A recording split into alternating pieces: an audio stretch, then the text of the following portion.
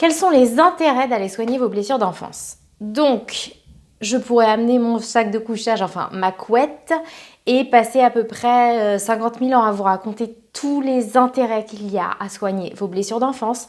Mais vu qu'on n'a pas toute la journée, je vais vous présenter les principaux, ou en tout cas ceux qui me sont venus en tête. Alors, l'intérêt de soigner vos blessures d'enfance, c'est d'arrêter d'être stressé.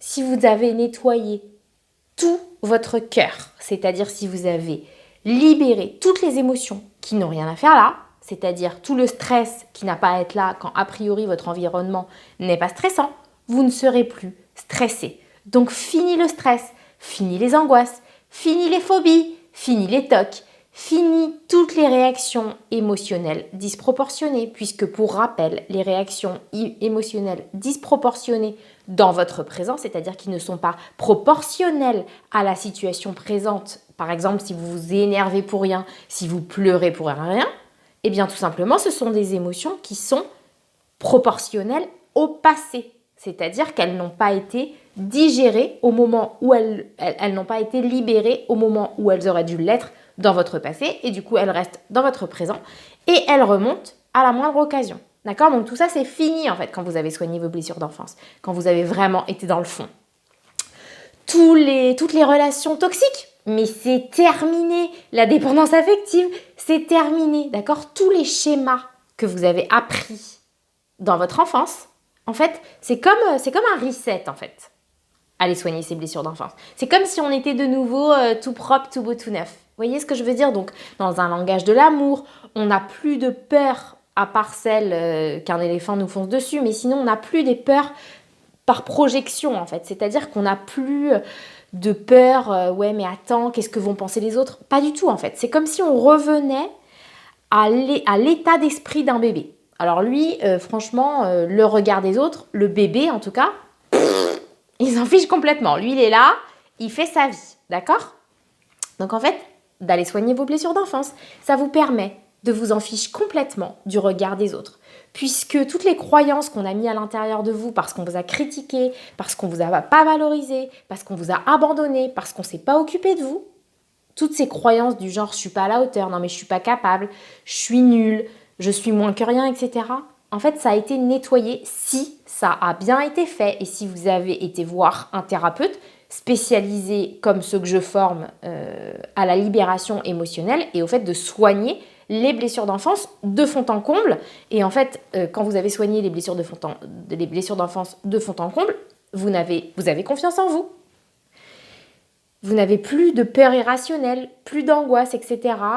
Et quand vous pensez à votre passé, c'est super tranquille, c'est plus chargé émotionnellement. Voilà, et vous en êtes totalement libéré. Ok? Donc, quand on a soigné ses blessures d'enfance, on est heureux tout seul à l'intérieur de soi et du coup, on est tout à fait apte à construire des relations de couple et des relations humaines tout à fait saines en fait.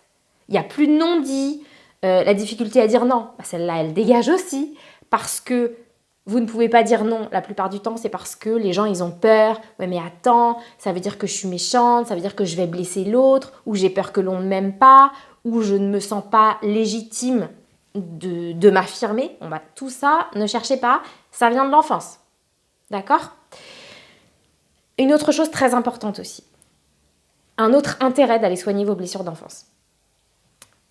En fait, il y a beaucoup de traumatismes enfouis, d'accord? Notamment des violences sexuelles subies quand vous étiez enfant. Alors, je ne dis pas que c'est votre cas, mais il y en a beaucoup, beaucoup, beaucoup.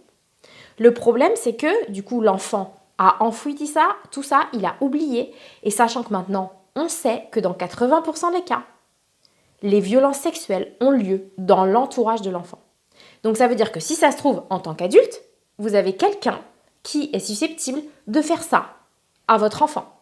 Et vu que vous n'avez pas été au fond de vous, vous ne le savez pas. Et donc, vous pouvez exposer l'enfant à la personne qui, quand vous étiez petit, vous a fait du mal parce que vous n'avez pas reconnu ce qu'a fait cette personne. D'accord? Donc ça, c'est quand même très important. Autre chose aussi, dans la même optique, c'est que en fait, quand on n'a pas été voir au fond de son cœur quand on n'a pas regardé toute la réalité de ce que l'on a vécu quand on était enfant, c'est comme si en fait on se mentait un peu à soi-même. Et c'est comme si on n'écoutait pas toute l'entièreté de notre cœur en fait et de ce qu'il a à nous dire. Et du coup, on est un petit peu coupé de notre cœur. Et plus on est coupé de notre cœur et plus notre radar à voir les personnes bien intentionnées et les personnes mal intentionnées, moins il fonctionne en fait notre radar. Donc moins on pourra protéger nos enfants. Sachant bien sûr que tout ce qui n'est pas réglé en termes de blessures émotionnelles à une génération se reproduit à l'autre génération. D'accord ? Soit de la même manière, soit à l'inverse, mais en tout cas, si vous n'avez pas réglé, tout ce que vous n'avez pas réglé, ça va se passer à vos enfants. Exemple. Donc bien sûr, si vous avez été frappé et que vous frappez vos enfants, bon bah là, on voit clairement comment ça se reproduit, mais il y a aussi une autre forme de reproduction, celle-là moins connue, c'est-à-dire « Ah non, non, non, mais moi, jamais, jamais, jamais je serai autoritaire avec mes enfants parce que vraiment, j'en ai trop souffert. » Donc qu'est-ce que je vais faire ? Je vais faire tout l'inverse, c'est-à-dire que je vais me mettre en dessous de mes enfants, tellement on a été au-dessus de moi. Le problème, par exemple, dans ce cas-là, c'est que de se mettre en dessous de ses enfants, ça ne leur offre pas un cadre de sécurité où ils sentent qu'ils ont quelqu'un de solide et de responsable pour assurer leur protection, pour mettre un cadre et des limites. Donc, dans ce cas-là, en voulant protéger votre enfant de l'autorité extrême que vous avez subie, eh bien, en fait, vous lui faites subir un autre traumatisme. Certes, ça n'est pas le même, mais ça en est quand même un qui aura lui aussi des effets dans sa vie d'adulte. Voilà. Si vous allez soigner vos blessures d'enfance, il n'y a plus de mélancolie. Vous savez, le truc au fond, là, quand on écoute une musique triste et puis on aime bien, ça remue bien, là, comme ça. Bon, bah ça, la plupart du temps, c'est des tristesses d'enfance qui pleurent dans le fond de votre cœur et qui n'ont pas été entendues, en fait. D'accord ? Enfin, je pourrais y passer la journée. Donc, on va s'arrêter là pour l'instant. Mais en tout cas, pour être en paix avec vous-même, c'est très important d'aller soigner vos blessures d'enfance et de ne pas faire l'autruche en disant « Non mais c'est bon, ça c'est le passé, de toute façon je ne pourrai pas le changer. » Bien sûr, soigner ses blessures d'enfance, ça ne veut pas du tout dire changer le passé. Hein. Pas du tout. Ça veut dire regarder que telle chose et telle chose se sont bien passées. C'est enlever la culpabilité parce que souvent les enfants se sentent coupables d'une manière ou d'une autre de ce qu'ils ont vécu, ou alors ils se sentent nuls par rapport à ce qu'ils ont vécu. Donc tout ça, ça se nettoie.